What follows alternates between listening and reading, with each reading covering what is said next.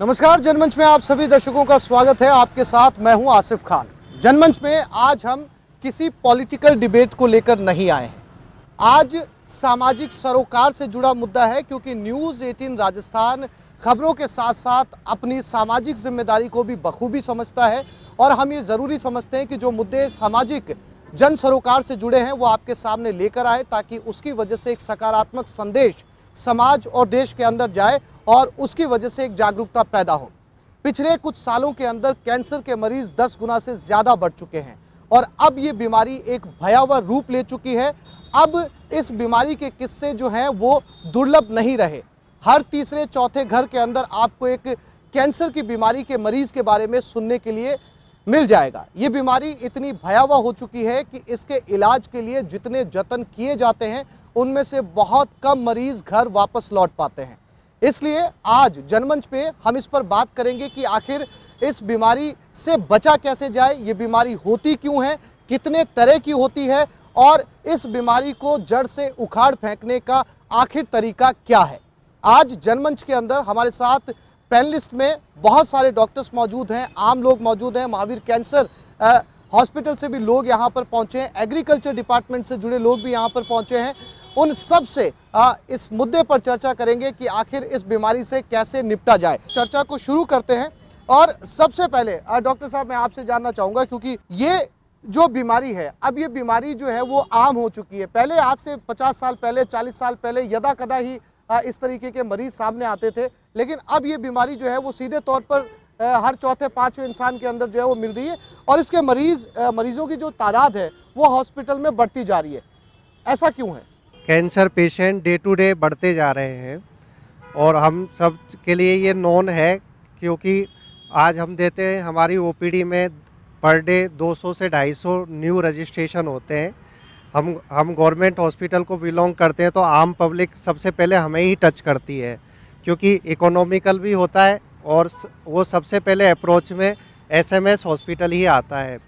तो इसके लिए कई रीजन वाइज भी हैं कि पर्टिकुलर किसी एरिया से ज़्यादा पेशेंट आते हैं और ऐसा नहीं है। पहले ये इस डिजीज़ को लाइफ स्टाइल डिजीज़ माना जा रहा था कि भाई लाइफ स्टाइल में मॉडिफिकेशन हो गए, हमारा जो शहरीकरण हो गया है, अर्बनाइजेशन हो गया है, लेकिन हम ये देख रहे हैं कि ग्रामीण परिवेश से भी हमारे पास बहुत सारे केसेस आते हैं।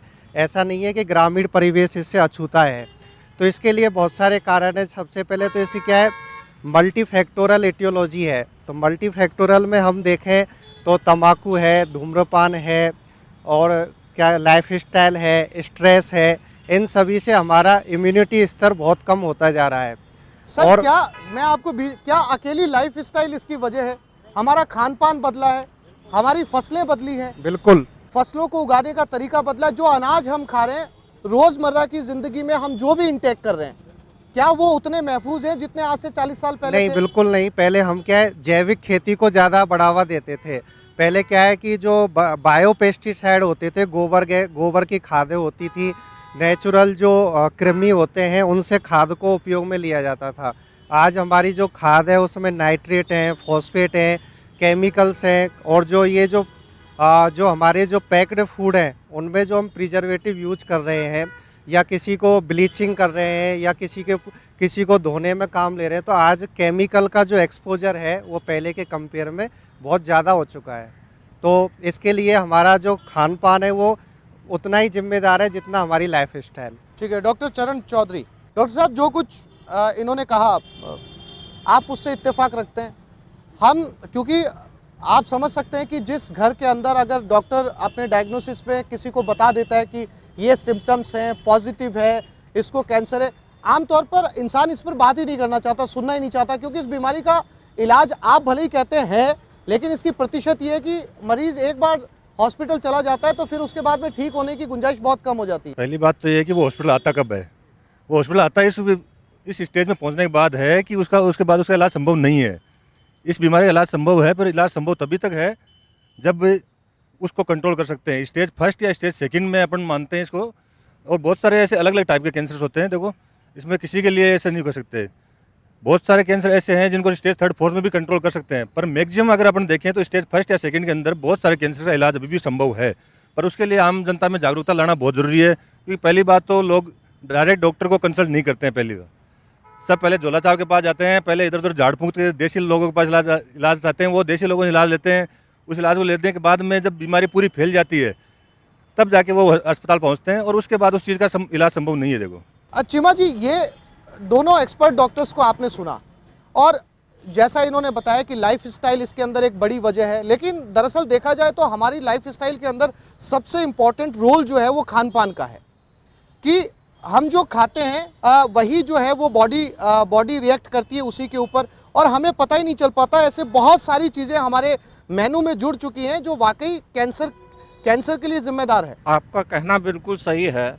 जिस तरह से एक खान पान अच्छा होगा, स्वस्थ होगा, तो जिस तरह से हम पौधे के लिए कहते हैं कि पौधों के अंदर देसी खुराक जाएगी तो पौधा ज़्यादा स्वस्थ होगा, उसके दाने भी ज़्यादा स्वस्थ होंगे और खाने के बाद वो पूरा शरीर को लगेगा।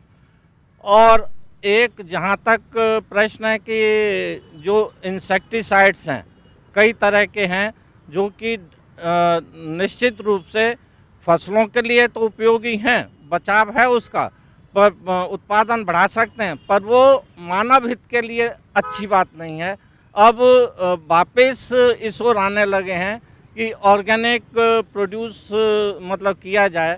इसके लिए जो पूर्व में जो कृषि का जो क्षेत्र था और उसमें ऑर्गेनिक जो खादें थीं, जिस तरह से FIM है, फार्म यार्ड मैन्योर है, जिसको गोबर की मतलब खाद कहते हैं, उसको कम से कम 2 महीने तक सड़ा के उसका उपयोग खेतों में करते थे। उसके बाद ये वर्मी कंपोस्ट खाद आनी शुरू हुई, उसका उपयोग भी बहुत लाभदायक है। उसमें केंचुए होते हैं, जो केंचुए हैं वो जो ज़मीन के दूसरे शत्रु हैं, कीट हैं, उनको वो खाते हैं, जिससे कि वो जो जड़ों में लगने वाले रोग हैं उनका वो स्वयं उपचार करते हैं। तो इस तरह से मतलब जो खेती जैविक खेती की जाए तो बहुत ही अच्छा रहेगा। और जिस तरह से अभी बहुत ये भटिंडा से बीकानेर एक ट्रेन चली है, उसका नाम भी कैंसर ट्रेन रख दिया गया है। कारण ये है कि वहाँ पेस्टिसाइड्स का बहुत ज़्यादा उपयोग हो रहा था उस एरिया में, और पेस्टिसाइड निश्चित रूप से फसल का उत्पादन जैसे बता रहा था पहले भी बढ़ाता है, पर ये मानव हित के लिए सही नहीं है। वापस किसानों को और सरकार को इस मुद्दे पर आना चाहिए। ठीक है अशोक जी, आप भी इसके लिए लगातार काम कर रहे हैं। हमारे दर्शकों को, साथ साथ यहाँ बैठे मौजूद मेहमानों को आप क्या सुझाव देना चाहेंगे? क्योंकि जब कैंसर होता है तो वो एक बहुत लंबी प्रक्रिया होती है। डॉक्टर्स कहते हैं कि फर्स्ट सेकंड स्टेज पे तो पता ही नहीं चल पाता, तो इससे बचा कैसे जाए, क्योंकि अब ये सारी बीमारियों के ऊपर हावी होने लगा है। देखिए, जैसे जैसे कृषि का उत्पादन बढ़ाने की बात चली, एक समय ऐसा था जब हम अमेरिका से जो है वो गेहूं का ख़ास तौर से आयात करते थे। अब ऐसा समय नहीं रहा, क्योंकि जो है अब हमारे संसाधन जो हैं इतने मजबूत हो गए स्वयं के कि हमें जो है अब खाद्यान्नों की जो है वो आयात करने की ज़रूरत नहीं पड़ी, और हम अब उसके अलावा जो है हम निर्यात के उसमें क्षेत्र में भी जो है काफ़ी आगे बढ़ गए। सब्जियां हैं, फल हैं, उनके अंदर जो है जब भी कीटों का प्रकोप बहुत ज़्यादा रहता है इनके ऊपर, तो उसके लिए जो है कीटनाशियों का इस्तेमाल जो है वो लगातार किसान भाई करते हैं, क्योंकि वो इतना इंतज़ार नहीं कर पाता कि जो है दूसरे जो हमारे परंपरागत जो हमारे कीट मारने के जो तरीके थे उनका इस्तेमाल करके उनको कीटों की रोकथाम की जाए। तो उसका सबसे सस्ता और जो सरल उपाय था वो था कीटनाशकों का छिड़काव करना। अब कीटनाशकों का छिड़काव जो है वो कब करना है, कितनी मात्रा में करना है, ये बहुत आवश्यक होता है, पर और उसकी सिफारिश जो होती है वो कृषि विभाग जो है या विश्वविद्यालय जो हैं वो लगातार जो है वो करते हैं, परंतु किसान जो है वो उसको बहुत उसके हिसाब से नहीं कर पाता है, और उसका खामियाजा जो होता है वो फिर होता है कि उसके जो अवशेष होते हैं वो हमारे खाद्यान्नों में रह जाते हैं। विशेष तौर से जो सब्जियां होती हैं, फल होते हैं, उनमें वो उनके अवशेष रहेंगे। और साथ ही जो है एक समय सीमा निर्धारित की हुई है कि इतने समय के बाद एक जो है सब्जी है उस एक ख़ास तौर के जो इंसेक्टिसाइड है, कीटनाशी है, उसके बाद उसका हमने उसको उतारना है, उसकी फसल को काटना है, तो वो जो है कि वो फॉलो नहीं हो पाता है और उसकी वजह से जो है इंसेक्टिसाइड की काफ़ी मात्रा जो है वो उसमें रह जाती है। तो इसलिए जो है अभी हमारे साथी जो हैं डॉक्टर चीमा साहब ने बताया है, बहुत सरल और घरेलू उपाय जो हैं बताए गए हैं। सब्जियों और फलों को धोकर जो है धो वो करके इस्तेमाल और- में ले। ठीक है, समय की कमी अशोक जी, मैं फिर से लौटूंगा आपके पास में, और भी मेहमान हैं, चर्चा को जारी रखेंगे और समझने की कोशिश करेंगे कि आखिर इस जानलेवा बीमारी से कैसे बचा जाए। एक छोटे से ब्रेक के लिए रुक रहे हैं, जल्द लौटते हैं। दर्शकों का स्वागत है, चर्चा चल रही है जानलेवा बीमारी कैंसर पर। डॉक्टर अशोक यादव जी, मैं आपके पास आऊँगा अब। चूँकि आपने सुना होगा, चीमा जी ने जिक्र किया कि इसमें अब सरकारों की बहुत बड़ी भूमिका है। केंद्र सरकार हो या राज्य सरकार हो, इस बीमारी से बचाव के लिए हॉस्पिटल खोल सकती है, आपको नए नए आधुनिक इक्विपमेंट ला के दे सकती है, लेकिन उन पेस्टिसाइड्स को क्यों ना रोका जाए, उन तमाम कारणों को क्यों ना रोका जाए जिसकी वजह से ये बीमारी जो है वो हर घर पर दस्तक दे रही है। तो क्या सरकार का इसमें कितना बड़ा रोल है, क्या इसे रोका जा सकता है? हम ऐसे पैकेजिंग फूड ही लेना बंद कर दें जिनकी वजह से जो कारक बनते हैं इसके? पहली चीज़ ये है, जैसे दूसरे डॉक्टर्स मेरे साथी हैं उन्होंने भी बताया कि इसके लिए अपने को किस तरह से क्या बचाव करना चाहिए, लेकिन मैं इसमें एक चीज़ और जोड़ना चाहता हूँ कि इसके लिए एक समय समय पर सरकार अवेयरनेस प्रोग्राम चलाएं, क्योंकि ये चीज़ डॉक्टर्स को तो मालूम है लेकिन आम आदमी को ये चीज़ मालूम नहीं है। सरकार की एक तो इस वह बात को लेके और सरकार की अपनी एक भूमिका आगे आ सकती है कि वो अवेयरनेस प्रोग्राम चलाएं, और ये अवेयरनेस प्रोग्राम जहाँ पर अपना प्रोडक्शंस हो रहा है, चाहे वो मेडिसिन का है, चाहे वो प्लांट्स का है, चाहे वो फ्रूट्स का है, चाहे वो वह खाद्य सामग्री दूसरी हैं, और इस प्रोग्राम के तहत बच्चों में ये एक मैसेज दें कि किस तरह से अपन प्रिजर्वेटिव फूड से बचे और प्रिजर्वेटिव फूड्स का उपयोग ना करें, पेस्टिसाइड से बचे और किस तरह से बचाव करके खाया जाए। लेकिन उसके साथ एक जो चीज़ खास है वो है अपना पॉजिटिव एटीट्यूड। अभी आपने डॉक्टर साहब ने कहा SMS से पधारे हुए कि साहब बार बार इन्फेक्शन हो रहा है और उन इन्फेक्शन से रिकरेंट इन्फेक्शन भी, और दूसरा अपनी इम्यूनिटी कमज़ोर है, वो भी एक कारण है जिससे कि हमारे अंदर कैंसर सेल डेवलप हो रही हैं। तो बार बार इन्फेक्शन ना हो और अपनी इम्यूनिटी स्ट्रॉन्ग रहे, इसके लिए अपने को डेली एक्सरसाइज करनी चाहिए, और दूसरा पॉजिटिव थॉट्स रखने इम्यून चाहिए। कब तक पॉजिटिव स्ट्रांग बना रहेगा? आप जो रोज खा रहे हैं वो इम्यून को कब तक स्ट्रांग रहने देगा? आप मुझे बताइए कि जो अनाज आपके घर में आ रहा है, जो दालें आपके घर में आ रही है, जो ब्रेड आपके घर में आ रही है, जो दूध आपके घर में आ रहा है, जो सारी चीजें, आप किसी भी पैकेट को उठा के देख लीजिए, एक पैकेट के बारे में आप गारंटी से कह सकते हैं कि ये जो है वो पूरी तरीके से प्योर है, चाहे वो घी हो, वो तेल हो, या खाने का कोई भी दूसरा सामान हो। नहीं, वो आसिफ जी मैं आपकी बात को समझ रहा हूँ, और पिछले दिनों आपने देखा होगा फेस्टिव सीजन था और अभी ब्याह शादियाँ ये खूब आ रही हैं, प्रोग्राम खूब हो रहे हैं, वहाँ देखा कि खूब सारे अडल्ट्रेशन, जो फूड अडल्ट्रेशन स्पेशली, चाहे वो मिलावटी मावा है, लेकिन राजस्थान में हम पिछले कुछ दिनों से देख रहे हैं कि इस मामले में सरकार एक तरह से बिल्कुल उदासीन बनी हुई है और सरकार का किसी भी तरह से कोई हस्तक्षेप नहीं है। जबकि केंद्र सरकार ने एक जो अभी स्वच्छता का एक अभियान के रूप में लेके चला रखा है, और उस अभियान का फ़ायदा ये हुआ, यहाँ बहुत सारे डॉक्टर्स बैठे हैं, उनमें मैं उनसे भी कहना चाहता हूँ और दूसरे आम जनता पर भी ये मैसेज देना चाहता हूँ कि उसके बाद इन्फेक्शियस बीमारियाँ जितनी हुई हैं वो पिछले साल और पिछले 2-3 साल के कंपैरिजन में इस बार बहुत कमी आई है। लेकिन अभी जो सरकार, राजस्थान की सरकार है, जो किसी और बात को लेके और आपस में उलझी हुई है और उनकी अपनी जिम्मेदारी से वो दूर भाग रहे हैं। आपके पास फिर से आऊंगा। भीम सिंह जी, आप और आपकी टीम के लोग, भंवर सिंह जी, काफ़ी समय से पेस्टिसाइड के ऊपर काम कर रहे हैं, वो तो यात्रा पर भी निकले हुए हैं कि पेस्टिसाइड्स जो है उनसे बचा जाए। दरअसल देखा जाए तो अगर पेस्टिसाइड को ही रोक दिया जाए तो इसमें कम से कम 50% से ज़्यादा की कमी आ जाएगी। ये मुद्दा जो आप उठा रहे हो, जो काफ़ी डॉक्टर साहब बैठे, मैं किसी को हर्ट नहीं करना चाहता, ये मुद्दा है किसान का मुद्दा है। क्योंकि जो किसानों को क्या प्रॉब्लम हो रही है, पेस्टिसाइड क्यों डाल रहे हैं। मैं पीलीभंगा से आता हूँ। पीलीभंगा राजस्थान के अंदर हनुमानगढ़ गंगानगर क्षेत्र में सबसे ज़्यादा पेस्टिसाइड और कीटनाशक डालते हैं। जो DAP और यूरिया की बात करें, और राज्य स्तर पे आपको बताऊं तो 1355 टन 1000 टन यूरिया राजस्थान में डलती है, और 1891 में 1000 टन यूरिया और DAP मध्य प्रदेश में डलती है, और करीबन 600,000 टन यूरिया डलती है छत्तीसगढ़ में। अब ये ऐसे आंकड़े हैं। अब डॉक्टर साहब अभी एक दूसरे सरकार के बारे में बोल रहे थे, मैं उसके लिए मैं बता रहा हूँ 70 साल हो गए आज तक इनके ऊपर किसी भी सरकार ने काम नहीं किया। जो नीति आयोग के अंदर जिस भी सरकार के अफसर और जो बाबू बैठे हैं उनको ये नहीं पता कि मूंग की फसल रबी में डलती है या खरीफ में डलती है। तो ये जो मुद्दे हैं, ये कीटनाशक, इनके ऊपर मैं आपको बताऊं, आपको छोटा सा जो 2 सब्जियां हैं, भिंडी और जो मिर्ची है, आप किसी भी किसान से पूछ लो, इनके ऊपर हर दूसरे दिन कीटनाशक जो पेस्टिसाइड होता है रासायनिक, वो इनका छिड़काव होता है हर दूसरे दिन, क्योंकि अगर नहीं डालोगे तो उनके ऊपर कीड़ा लगता है। हम पिछले 10 साल से जैविक पे काम कर रहे हैं। 4000 बीघा में हम जैविक खेती कर रहे हैं।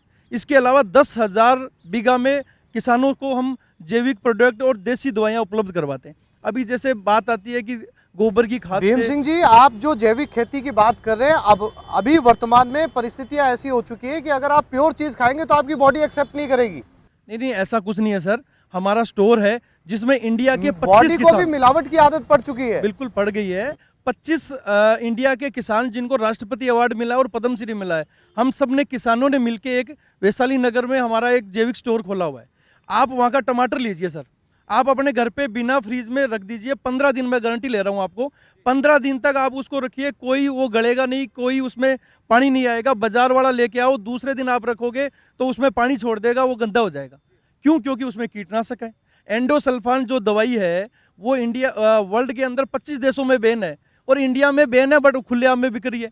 उसका सर्वे हुआ था सत्यमेव जयते प्रोग्राम में, आमिर खान ने बोला था कि 100 महिलाओं के दूध में परीक्षण किया गया, जिसमें से करीबन 85 महिलाओं के दूध के अंदर एंडोसल्फान पाया गया है। आज मैं गारंटी लेता हूं, हमने गंगानगर के किसानों के अंदर यह है कि बिना पेस्टिसाइड और कीटनाशक के फसल नहीं हो सकती। हमने सूरतगढ़ के पास में विजयनगर फार्म है, 110 बीघा में चावल किया, 48-50 मन बीघा का हमारे चावल हुआ और 1% भी हमने। ठीक है भीम जी, मैं फिर से आऊंगा आपके पास में, लंबे और भी मेहमान है। मनस्वी जी, मैं आपके पास आऊंगा, फिर नसीन भारती डॉक्टर से बात करेंगे। मनस्वी जी, बहुत मुश्किल होता है जब किसी परिवार को पता चलता है कि उनके घर के अंदर इस तरह की बीमारी ने दस्तक दे दी है, और सबसे ज़्यादा मुश्किल उस मरीज़ के जो परिवार वाले होते हैं उन्हें भी होती है, क्योंकि मरीज़ के साथ उसका परिवार भी सफ़र करता है। ऐसे में बतौर मनोविज्ञानी, बतौर साइकेट्रिस्ट, आप क्या सलाह देंगे, किस तरीके से, क्योंकि ऐसे भी बहुत सारे केसेस दुनिया के अंदर देखने को मिले हैं जिसके अंदर लोग रिकवर करके लौट कर आए हैं, तो वो विल पावर अपने अंदर स्ट्रॉन्ग कैसे बनाएं अगर उन्हें पता चलता है कि इस तरह की दिक्कत है, बतौर मनोविज्ञानी? जो आपने जो प्रश्न उठाया है, तनाव जो कि बीमारी पता लगते ही व्यक्ति को और महसूस होता है और परिवारजनों को महसूस होता है और किस तरह वो उससे कोप अप करें उसके बारे में। लेकिन उससे पहले मैं एक चीज़ जो मेरे से पहले एक वक्ता ने जो छेड़ी थी कि किस तरह से इम्यून सिस्टम के ऊपर ही काम करता है। इम्यून सिस्टम इटसेल्फ के ऊपर जो हम तनाव अधिक लेते हैं तो हमारी इम्यूनिटी कम होती है और कैंसर सेल्स जिन लोगों में बनते हैं उनकी प्रोलिफरेशन रेट बढ़ जाती है।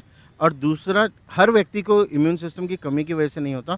जो लोगों में प्रोपेंसिटी होती है, जो लोग पहले से जेनेटिकली प्रीडिस्पोज होते हैं, उन लोगों में उसका रिस्पॉन्स ज़्यादा देखने मिलता है, पहली चीज़। दूसरी चीज़ हम बात कर रहे हैं जिन लोगों को डिटेक्ट हो गया है कैंसर, तो इसमें अलग अलग स्टेजेस पे काम करते हैं। आप अगर बात करेंगे तो आजकल काउंसलिंग होती है डिटेक्शन, इन्वेस्टिगेशन से पहले शुरुआत में, फिर बाद में डिटेक्शन के बाद, और फिर उसके बाद ट्रीटमेंट एडेरेंस के लिए, यानी कि व्यक्ति जो कि कैंसर से पीड़ित है, जो वो अपनी हताशा आ जाती है मन में, छोड़ देता है कि मैं जीने की कोई उमंग नहीं है, अब मेरे को जीना ही नहीं है, तो मैं इलाज के प्रति क्यों अपने चेष्टा रखूं। और परिवारजनों के साथ में फिर उसका व्यवहार बदल जाता है, परिवारजनों का उसके प्रति एक सोच बदल जाती है। तो कुछ दिनों का मेहमान है, उसको हर कुछ दे दो जिससे कि उसको कहीं ऐसा ना लगे कि कहीं हम कुछ पीछे रह गए हैं, हमने कोई चूक कर दी है। तो ये सब चीज़ों को बदलना है। हमें ये मान के चलना है एज अ पेशेंट पहले कि हमें एक्सेप्ट करें, लाइफ में बहुत सारे चैलेंजेस हैं, ये उनमें से एक है। और अगर हम प्रॉपर ट्रीटमेंट लेते हैं तो अब इससे हमारी लाइफ की एक्सपेक्टेंसी बढ़ जाती है, इसलिए हमें प्रॉपर ट्रीटमेंट एडेरेंस करना चाहिए। दूसरा, परिवारजन सहानुभूति ज़रूर रखें, लेकिन उसको बेचारा न बताएं। उसके बारे में अपने विचार इस तरह के नहीं रखेंगे ये तो बेचारा इसलिए हम इसके लिए सब कुछ करना चाहते हैं। उसे अपना स्वावलंबन खोने पे मजबूर ना करें, स्वयं का स्वावलंबन बनाए रखने दें और साथ ही साथ उसे प्रोत्साहित करें कि वो अपना नॉर्मल जीवन जैसे पहले जीता था वो जिए। अगर वो इस प्रकार से अपनी पॉजिटिविटी रखेगा तो निश्चित रूप से कहीं ना कहीं एक इम्यून मेडिटेड रिस्पॉन्स जो है वो उसका इम्प्रूव होगा। दूसरी चीज़, जो केयर गिवर बर्डन है, यानी कि जो केयर गिवर्स रात दिन उसकी सेवा कर रहे हैं और खुद विचलित हो जाते हैं उससे, उसको रिड्यूस करने के लिए भी हम कई प्रोग्राम्स हम करते हैं, जो एजुकेशन के साइको एजुकेशन के प्रोग्राम्स करते हैं, जिसमें उनको हम अपनी जीवन शैली डॉक्टर में मनस्वी, आप जो बता रहे हैं ये स्टेप अगर लिए जाए तो काफी हद तक इस बात की भी गुंजाइश जिंदा रहती है कि मरीज फिर से लौट आए। जी बिल्कुल, आप ये देखेंगे कि 50% लोगों में, जिन लोगों को कैंसर होता है, उनमें डिप्रेशन देखा गया है। अगर उस डिप्रेशन को हम टाइम रहते ट्रीट करते हैं तो लाइफ एक्सपेक्टेंसी अपने आप इम्प्रूव होती है। ठीक है, चर्चा यहाँ पर जारी रहेगी। कुछ और डॉक्टर्स भी हमारे साथ मौजूद हैं, उनका नजरिया भी समझेंगे इस बीमारी को लेकर। जनमंच में एक छोटे से ब्रेक के लिए रुक रहे हैं, जल्द लौटते हैं। आपका स्वागत है। चर्चा चल रही है एक बेहद गंभीर बीमारी को लेकर जो अब आम दरवाजों पर दस्तक देने लगी है, जिसके मरीज आश्चर्यजनक तौर के ऊपर लगातार बढ़ते जा रहे हैं और इस बीमारी का फिलहाल दूर दूर तक इलाज संभव नजर नहीं आता। हालांकि इसका इलाज किया जाता है लेकिन बहुत कम मरीज घर लौट पाते हैं। डॉक्टर नसीन, जैसा कि अशोक जी ने भी कहा, मनस्वी जी ने भी कहा, इम्यून कितना स्ट्रांग है और कब तक आप अपने इम्यून को स्ट्रांग बनाए रख सकते हैं आज के खान पीन में? इसमें मेन चीज़ ये है कि आज जो करंट मुद्दा है ये बहुत ही आम हो गया है और अभी कल के पेपर में आपने सबने पढ़ा होगा कि अब 130% अधिक संभावना हो गई है कैंसर की। कैंसर नाम ही भयावह है, एक छुरछुरी सी उठने लगती है सुनते ही कि कैंसर है। मैंने मतलब लाइफ को बहुत पास से देखा है, कैंसर से मरते हुए मरीजों को बहुत पास से देखा है। तो ये चीज़ मैं कह रही हूँ कि आज का टॉपिक आपने बहुत अच्छा उठाया है। आज मेन चीज़ यह है कि हमारे यहाँ कैंसर के कारण क्या हैं। आपने जो इम्यून सिस्टम बताया वो मेरे बोलने में अपने आप आ जाएगा। मैं बताना चाहती हूँ क्योंकि आपके माध्यम से आम जनता को और यहाँ बैठे हुए जो सब दर्शक जो श्रोता हैं उनको भी पता चलेगा। कैंसर के कारण मेन चीज़ होते हैं कि एनवायरमेंटल फैक्टर्स और जेनेटिक फैक्टर्स। एनवायरमेंट में अपन क्या क्या कहेंगे, आज आपने लाइफ स्टाइल में देखा है सबसे ज़्यादा स्मोकिंग, एल्कोहल। तीसरा डाइटरी फैक्टर्स आप देख लीजिए, आपके इसमें पेशेंट्स के साथ में ऑक्यूपेशनल हजार्ड्स होते हैं जो कहाँ काम कर रहे हैं। तो ये इन सबको थोड़ा सा हल्का सा डिस्क्राइब करूँगी मैं। ऑक्यूपेशनल के अलावा पैरासिटिक इन्फेस्टेशंस होते हैं, मतलब पैरासाइट, पेट में कीड़े पड़ जाते हैं उनसे भी, या फिर एक्सपोजर कम हो रहा है सन से लोगों के अंदर, वो एक फैक्टर है। तीसरा हमारी जो लाइफ स्टाइल में है कि आजकल ज़्यादा से ज़्यादा हम लोग रेडिएशन से वो हो रहे हैं, जब से मोबाइल और ये सारी चीज़ें हैं, ये भी एक बहुत बड़ा सब फैक्टर है। काम में लेते हैं, लेकिन उनको किस परिस्थिति में कैसे काम लेना चाहिए, रात को सोते हो कितना दूर रखना चाहिए, ये सारी चीज़ों को लोगों को अवेयरनेस नहीं है। मतलब हम लोग यूज़ तो करते हैं पर मिस यूज़ होता है उसका। इसके साथ में आप देखें कि सबसे पहले आप चलो स्मोकिंग कितना कॉमन है आजकल। हर छोटा सा बच्चा जैसे जवानी की पहली पीढ़ी की सीढ़ी पर कदम रखता है, उसके फ्रेंड सर्किल वगैरह सब मिलते हैं। पेरेंट्स तो बेचारे हर घर में बैठ के कहते हैं भाई सब ध्यान रखना, माँ बाप भी नहीं पीते, लेकिन वो किस एनवायरनमेंट में रहना है, उसके फ्रेंड सर्किल क्या है, तो वो एक्सपोज होते हैं smoking, alcohol. That is the most important cancer. इस कैंसर में आप देखेंगे कैंसर सबसे ज़्यादा कॉमन लंग कैंसर है। लंग कैंसर का मोस्ट इंपॉर्टेंट कारण स्मोकिंग है।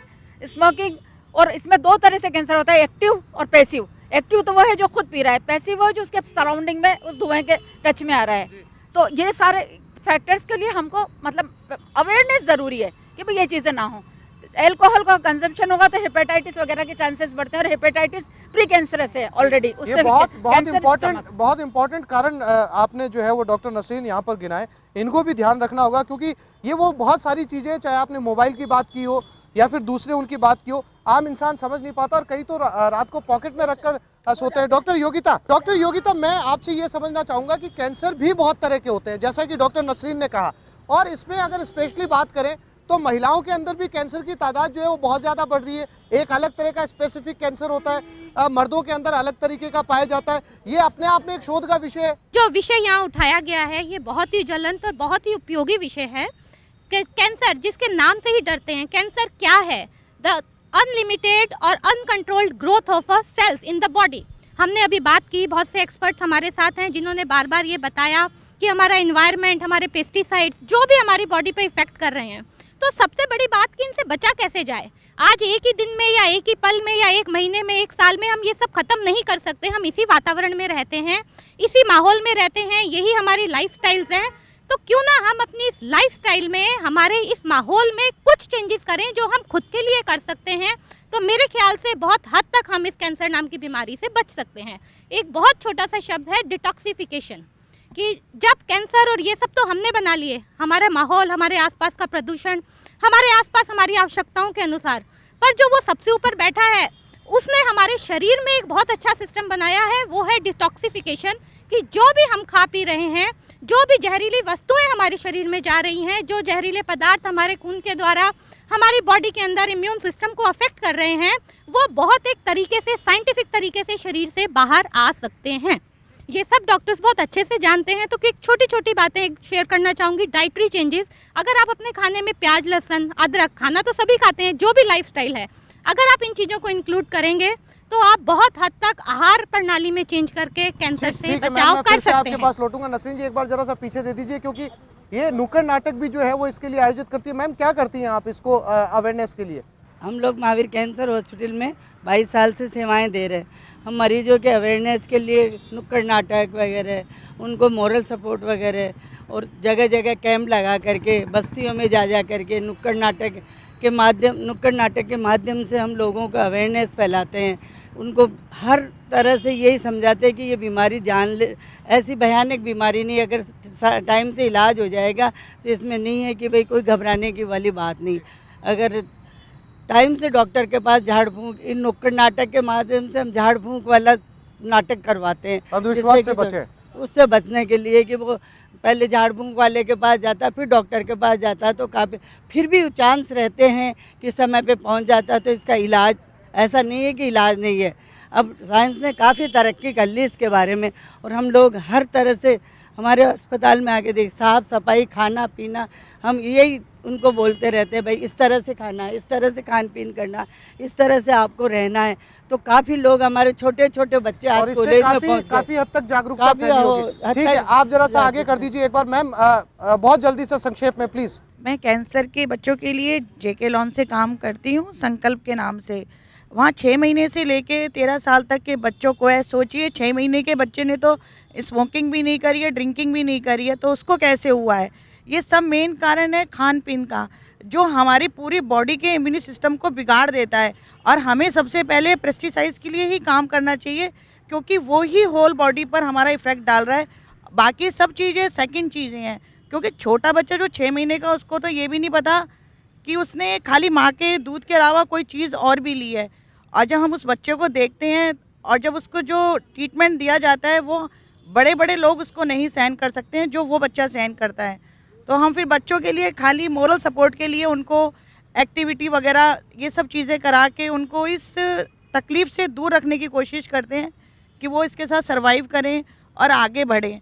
तो मेरी सबसे यही कोशिश है कि सब लोग इन बच्चों के साथ अपना पूरा मोरल सपोर्ट दें और उनके लिए आगे बढ़कर आएँ, क्योंकि जहाँ मैं काम करती हूँ जेके लॉन में, वो गवर्नमेंट हॉस्पिटल है, वहाँ कोई भी आकर सोशल सर्विसेज नहीं देना पसंद करता है।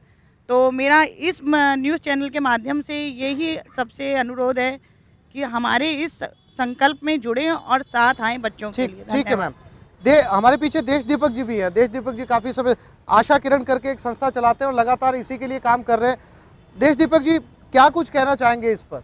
ये जो विषय आपने रखा है आज, इसमें मेरा मानना ये है, जो मेरा अनुभव रहा है अब तक का, कि इसमें गरीबी एक बहुत बड़ा कारण है। आप जाके देखेंगे, यदि ऐसी कच्ची बस्तियों में जहाँ के उनके पास सैनिटेशन के कोई विशेष साधन नहीं है, गंदा पानी नाली में बह रहा है, शौच के लिए अब थोड़े बहुत समाधान किए गए हैं, किंतु फिर भी अभी पूरे नहीं हैं। लेकिन उसके साथ ही साथ गरीबी के कारण जो निदान होता है कैंसर का, जो गरीब आदमी है वो कैंसर को दिखाने के लिए कुछ तकलीफ ही मान ली जा रही है उसको, अगर तो वो दिखाना अवॉइड करता है। वो सोचता है कि मुझे अगर मैं आज दिखाने चला गया तो मेरी दिन भर की मजदूरी चली जाएगी, तो वो उसको अवॉइड करता है। उसका नतीजा ये होता है कि जो गरीब आदमी जो है वो प्रायः दूसरी या तीसरी स्टेज में कैंसर की हॉस्पिटल में जाके चेक कराता है। उसके बाद वो कैंसर लाइलाज हो जाता है और उसको पूरा लाभ नहीं मिल पाता है, और अंततोगत्वा उसका परिणाम उसके स्वर्गवास से ही होता है। हम लोग जो काम कर रहे हैं आशा किरण में, हम लोग कोशिश यही करते हैं कि इसके जागरूकता हम फैलाएं और उनको सबसे सस्ता और सुलभ जो भी भोज्य पदार्थ हैं उनको लेने के लिए जागरूक करें। जैसे मूंग की दाल है, उनको बोलते हैं आप मूंग की दाल खाइए, रोटी खाइए, मोटा अनाज खाइए, आप लोग पीला फल खाइए, कोई खा सकते हैं तो, और तुलसी जी के पत्ते आप रोज़ाना 8-10 पत्ते खाइए। इस तरह के जो नेचुरल चीज़ें हैं उनको हम उन्हें बताकर और कोशिश करते हैं कि वो अपने लिमिटेड साधन में जो उनको आजीविका चलाने के लिए आवश्यक होते हैं उसके अनुसार वो अपना खर्चा चला सकें। उसके बाद हम लोग उनको जो आवश्यकता होती है दवाइयों की या कोई उनको डॉक्टर को दिखाने की या कोई पैलिएटिव पेशेंट्स होते हैं उनको घर पे ही उनको अटेंड करने की, ताकि वो हॉस्पिटल जाने में अगर नहीं समर्थ नहीं है तो उनको वहाँ घर जाके उनको अटेंड करते हैं। उनके बच्चों की पढ़ाई छूट चुकी होती है तो वो हम लोग उनको दोबारा से उनके पास के स्कूल में पढ़ाई करवाते हैं और ये कोशिश करते हैं कि उनके घर में यदि कोई कमाने लायक आदमी नहीं रहा है अभी, और यदि वो ऐसा कोई उनके घर में सदस्य है जो थोड़ा बहुत ट्रेनिंग ले करके या कुछ इस तरह की कार्रवाई करके पढ़ सकता है तो हम उसको स्टेबलाइज करने की कोशिश करते हैं। ठीक है सर। आप पीछे आप कुछ कहना चाह रही थी मैम, प्लीज़। अवेयरनेस के लिए हमको सबसे पहले स्क्रीनिंग पे जोर देना चाहिए। स्क्रीनिंग में जैसे कोई खांसी बुखार लंबा बुखार लेके मरीज आता है तो हमें उसके ब्लड टेस्ट की स्क्रीनिंग करानी चाहिए। ज़्यादा खांसी है तो एक्सरे सीटी स्कैन पे जाना चाहिए। कोई महिला आती है उसके कोई स्वेलिंग है या कोई और तरह का पेट में दर्द है तो उनके सोनोग्राफी स्क्रीनिंग, मैमोग्राफी, ब्रेस्ट में स्वेलिंग है तो mammography, early screening and early detection, they are very important and we must make them aware कि भाई आपको कोई भी तकलीफ है तो एक बार अपनी पूरी जांचें करा लें। ईयरली आपको मेडिकल चेकअप, ईयरली पैप्समियर कराना चाहिए। आप कहना चाह रही हैं कि अगर रेगुलर मेडिकल चेकअप करवाया जाए या कोई भी बीमारी 10-5 दिन से ज़्यादा बनी रहती है तो एक बार जाकर डॉक्टर से कंसल्ट ज़रूर करें। उम्मीद है कि हमारे दर्शकों तक ये सारे सुझाव, ये सारी बातें पहुंच रही है। जनमंच में एक और छोटे से ब्रेक के लिए रुक रहे, जल्द लौटते हैं। स्वागत है। चर्चा चल रही है कैंसर को लेकर और कैंसर के बारे में जो कुछ एक्सपर्ट्स ने कहा कि अगर समय रहते इसको संभाल लिया जाए तो ये लाइलाज बीमारी नहीं है। इसको लेकर जितना डर समाज के अंदर है वो डर कम किए जाने की ज़रूरत है। अभी तक हमने तमाम डॉक्टर से बात की, अब इस बीमारी को लेकर होम्योपैथी के डॉक्टर्स भी हमारे बीच में मौजूद हैं। ये बताइए कि चूँकि होम्योपैथी में एक लंबा जो है वो इलाज इसके अंदर चलता है, आप क्या सजेस्ट करेंगे ऐसे मरीजों को, बहुत संक्षेप में? जी, पहली बात तो ये कि स्वच्छता का विशेष ध्यान रखना चाहिए। अगर हम जाके देखें आज भी कच्ची बस्ती इन एरिया में सबसे ज़्यादा बीमारियां मिल रही हैं। क्यों? क्योंकि वहाँ पे स्वच्छता ही नहीं है। हम देश को बाहर से तो साफ़ कर रहे हैं लेकिन अंदर से ध्यान ही नहीं दिया जा रहा है। पहली बात तो ये, और दूसरी बात ये जो हम खाना खा रहे हैं क्या वो प्योर है? और ऐसा नहीं है कि अगर जैविक खेती की जाए तो हमारी बॉडी उसको एक्सेप्ट नहीं करेगी। सर, जो मिलावटी खाना खा रहे हैं क्या उसको एक्सेप्ट कर रही है? क्या उसकी वजह से बीमारियां नहीं हो रही है? तो दूसरी बात ये ध्यान दी जाए। और तीसरी बात ये कि किसी भी बीमारी का अगर आपको उपचार पता है तो उस पर ध्यान दिया जाए। पहली बात तो ये कि जो हम दवाइयाँ दे रहे हैं आधे से ज़्यादा तो मिलावटी ही है। लोग गरीब, आप बात कर रहे हैं कि दवाइयाँ भी मिलावटी हैं। जी सर, कोटा की एक न्यूज़ थी जिसमें खाली कैप्सूल्स मिले जिनमें दवाइयाँ ही नहीं थी। तो क्या उनमें क्या भर के दिया जाएगा पेशेंट्स को? दवाई की खाना। ठीक है मैम, आप कुछ कहना चाह रही है? बहुत संक्षेप में मैम। हम जैसे बताया एनजीओ वो चलाते हैं जो कैंसर पेशेंट्स के को फूड और मेडिसिन घर पे सप्लाई करते हैं और उनके बच्चों को पढ़ाने की फ़ीस और बैग्स और स्टेशनरी बुक्स का इंतजाम करते हैं। आजकल हमने एक नया प्रोग्राम चालू किया है कि कैंसर को अर्ली एज में डिटेक्ट करना। आजकल हमने सर्वाइकल कैंसर जो लेडीज़ में इम्पॉर्टेंट है, जो बच्चानी के मुंह का कैंसर है, उसको अर्ली डिटेक्शन के ऊपर हम जोर दे रहे हैं। उसको अर्ली स्टेज में डिटेक्ट करने के लिए ये जो गरीब लोग हैं और जो कच्ची बस्ती के लोग हैं, इन लोग अवेयर नहीं है सफाई के लिए। गंदगी के मारे ये कैंसर ज़्यादा फैलता है और लेडीज़ दिखाने से भी घबराती हैं। पर ये हमको शिक्षित करना पड़ेगा कि अगर हम जल्दी समय रहते ही पेप्सिमेर कर लें और उसकी जांच कर लें तो सर्वाइकल कैंसर से बचा जा सकता है। क्योंकि cervical cancer is the only cancer in the body which can be prevented by vaccine. एक सर्वाइकल कैंसर ही ऐसा कैंसर है बॉडी में जिसका वैक्सीन आ गया है और जिसको हम वैक्सीन से प्रिवेंट कर सकते हैं। जिसको क्योर किया जा सकता है, प्रिवेंट ही कर सकते हैं ना, क्योर नहीं। ठीक है मैम, हम लोग भगवान महावीर कैंसर हॉस्पिटल से आए हैं। इस हॉस्पिटल में हमारी 88 लेडीज़ का एक विंग है, कैंसर विंग करके, जो कि कैंसर के लिए पूरे जो पेशेंट्स आते हैं उनके ऊपर काम करता है। वहाँ पर जो भी पेशेंट्स आते हैं उनके लिए हम लोग अवेयरनेस प्रोग्राम चलाते हैं, रैलीज़ निकालते हैं और नुक्कड़ नाटक वगैरह भी करते हैं और उनको पूरा मानसिक मनोबल देते हैं कि कैसे वो लोग इस भयानक बीमारी से लड़ सकें, कैसे इसको प्रिवेंट कर सके, कैसे इससे लड़ सके। डॉक्टर साहब, लगातार चर्चा चल रही है शुरू से लेकर, आपने चर्चा को बहुत बाद में ज्वाइन किया, तमाम तरह के इसमें सुझाव भी आए। दर्शकों को समझना ये है या आपको बताना ये है कि क्या ये मैसेज जाया जाए कि कैंसर लाइलाज नहीं है, कैंसर का इलाज किया जा सकता है। कैंसर आज की तारीख में 2019 में लाइलाज बीमारी नहीं है। हम मुख्यतः ध्यान दें कि बीमारी हो ही नहीं, ऐसा क्या काम हम कर सकते हैं। कैंसर कोई कीटाणु से होने वाली बीमारी नहीं है कि इन्फेक्शन से होती है। कैंसर लाइफस्टाइल बीमारी है और मुख्य कारण हमारा खान पान और हमारी जीवन शैली है। खान पान में मुख्यतः तंबाकू एक ऐसी चीज़ है जिस पे पहले भी चर्चाएं हो चुकी है और तंबाकू से हर हालात में हमें बचना है। गुटखा, बीड़ी, सिगरेट, जर्दा, हुक्का, पान, तंबाकू, ये सब कैंसर के कारक हैं। यदि अकेला तंबाकू को हटा दिया जाए तो 40% कैंसर समाज से हट सकता है। तो एक तंबाकू मुख्य कारण है जो 40% कैंसर का कारण है। दूसरा, हमारी अनहेल्दी डाइट, जो हम खाना खाते हैं वो हम पौष्टिक आहार नहीं लेते हैं। हमारी यूथ जो है वो टेम्पटेड है cake, pastry, pizza, burger, unhealthy junk food की तरफ जाती है। हम लोग फाइबर कम खा रहे हैं आज की तारीख में, तला भुना खाना हम लोग ज़्यादा खा रहे हैं।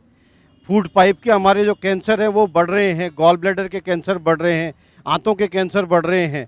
सो हम नेचुरल डाइट से होकर अननेचुरल चीज़ों की तरफ बढ़ रहे हैं और उसकी वजह से मोटापा बढ़ रहा है और मोटापा इटसेल्फ कई सारी बीमारियों का, हार्ट की और कैंसर का भी जन्मदाता है।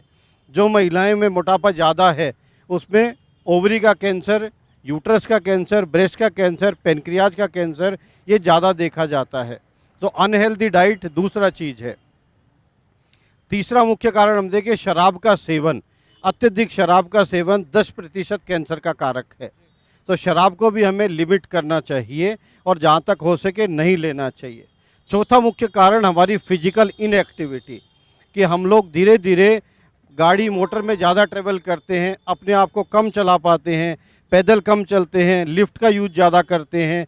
हर आदमी को कम से कम 35-40 मिनट व्यायाम करना चाहिए, 35 से 40 मिनट हमको घूमना चाहिए और 40 मिनट घूमते हैं तो 4 किलोमीटर का टारगेट होना चाहिए कि हम 4 किलोमीटर जो है वो 40 मिनट से कम समय में तय करें। ये मुख्य बचाव के हैं। अन्य एक हमारी साथी महिला जी ने बताया सर्वाइकल कैंसर का टीका उपलब्ध है, वो टीका लगवाना चाहिए। समय समय पर हमें कैंसर की स्क्रीनिंग और जांच करवानी चाहिए। यदि कैंसर के ऊपर एक भारतीय आदमी 100 रुपया 1 साल का खर्च करेगा तो आने वाले समय में हम लाखों करोड़ों रुपया कैंसर के इलाज में जो खर्च होता है वो बचा पाएंगे। नसरीन जी, फिर से आपके पास आ रहा हूँ। आपको मैंने बीच में कहा था कि मैं दोबारा लौटूंगा। बात डॉक्टर साहब ने भी वही कही, ललित जी ने भी, कि अगर हम अपनी लाइफ स्टाइल को बदलें, जैसा कि आप भी हमेशा कहती है, जितनी बार भी मेडिकल से जुड़े हुए प्रोग्राम हुए, एक्सरसाइज को अगर रोज़मर्रा की ज़िंदगी का हिस्सा बनाया जाए तो कितने % इस बीमारी को रिड्यूस किया जा सकता है अपनी ज़िंदगी से।